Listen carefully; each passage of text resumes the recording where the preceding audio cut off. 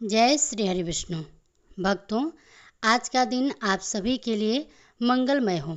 अभी पितृपक्ष का समय चल रहा है और पितृपक्ष की एकादशी को इंदिरा एकादशी के नाम से जाना जाता है।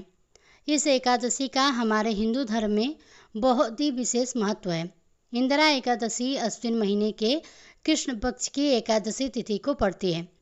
पितरों के उद्धार के लिए इंदिरा एकादशी का बहुत महत्व बताया गया है। इस एकादशी का व्रत करने वाले मनुष्य की 7 पीढ़ियों तक के पितरों को मोक्ष की प्राप्ति होती है। वहीं स्वयं इस व्रत को करने वाले मनुष्य को भी मोक्ष प्राप्त होता है। अब आइए श्रवण करते हैं इंदिरा एकादशी व्रत कथा। भगवान श्री कृष्ण से महाराज युधिष्ठिर ने कहा कि हे प्रभु, अब आप कृपा करके अश्विन माह के कृष्ण पक्ष की एकादशी के कथा को कहिए।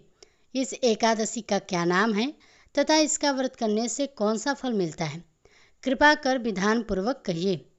तब भगवान श्री कृष्ण युधिष्ठिर से कहा कि हे धर्मराज, अश्विन माह के कृष्ण पक्ष की एकादशी का नाम इंदिरा है। इस एकादशी का व्रत करने से सभी पाप नष्ट हो जाते हैं, नरक में गए हुए पितरों का उद्धार हो जाता है। हे युधिष्ठिर, इस एकादशी के कथा के श्रवण मात्र से ही मनुष्य को अनंत फल की प्राप्ति होती है। मैं यह कथा सुनाता हूँ, तुम ध्यान पूर्वक श्रवण करो।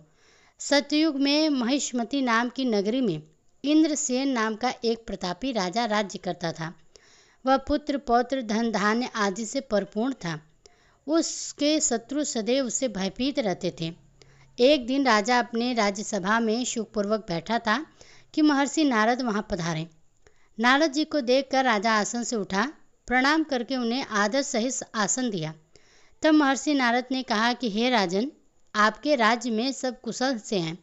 मैं आपकी धर्मपरायणता को देखकर अत्यंत ही प्रसन्न हूँ।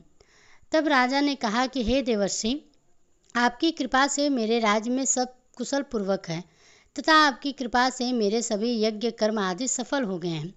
हे महर्षि, अब आप कृपा कर यह बताएं कि आपका यहाँ आगमन किस प्रयोजन से हुआ है, मैं आपकी क्या सेवा करूं? महर्षि नारद ने कहा कि हे राजन, मुझे एक महान विस्मय हो रहा है कि एक बार जब मैं ब्रह्मलोक से यमलोक गया था, तब मैंने यमराज की सभा में तुम्हारे पिता को देखा, वहाँ पे बैठा हुआ। तुम्हारे पिता महान ज्ञानी, दानी तथा धर्मात्मा थे, मगर वे एकादशी के व्रत के बिगड़ जाने के कारण यमलोक में हैं। तुम्हारे पिता ने तुम्हारे लिए एक संदेश भेजा है। राजा ने उत्सुकता से पूछा, क्या संदेश है महर्षि? कृपया कर यथाशीघ्र कहें। तब नारद जी ने कहा कि हे राजन, तुम्हारे पिता ने मुझसे कहा है कि मेरे पुत्र इंद्रसेन, जो कि महिष्मती नगरी का राजा है, उसके पास जाकर एक संदेश देने की कृपा करें कि मेरे किसी पूर्व जन्म के बुरे कर्म के कारण ही मुझे यह लोक मिला है। यदि मेरा पुत्र अश्विन माह के कृष्ण पक्ष की इंदिरा एकादशी का व्रत करे और उस व्रत के फल को मुझे दे दे तो मेरी मुक्ति हो जाए, मैं भी इस लोक से छूटकर स्वर्ग लोक में वास करूं। इंद्रसेन को अपने पिता के यमलोक में होने के कारण बहुत ही दुख हुआ और उसने नारद जी से कहा कि हे नारद जी, यह तो बड़े ही दुख का समाचार है। मेरे पिता यमलोक में पड़े हैं, मैं उनकी मुक्ति का उपाय अवश्य करूंगा। आप मुझे इंदिरा एकादशी व्रत का विधान बताने की कृपा करें। तब नारद जी ने कहा कि हे राजन, अश्विन माह के कृष्ण पक्ष की दशमी के दिन प्रातःकाल सदापूर्वक स्नान करना चाहिए। इसके उपरांत दोपहर को भी स्नान करना चाहिए।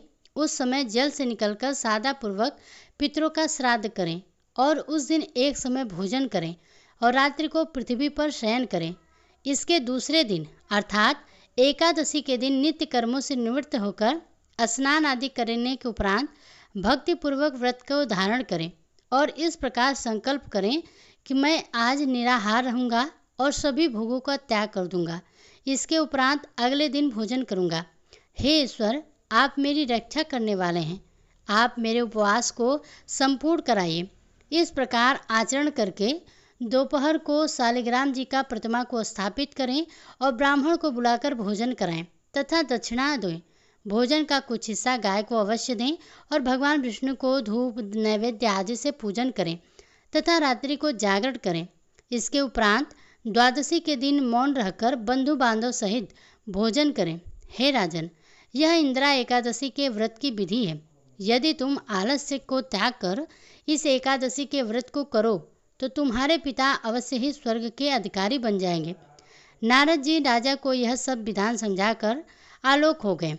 राजा ने इंदिरा एकादशी के आने पर उसका विधान पूर्वक व्रत किया और इस व्रत को करने से आकाश से पुष्पों की वर्षा हुई और राजा के पिता यमलोक से रथ पर चढ़कर स्वर्गलोक को चले गए।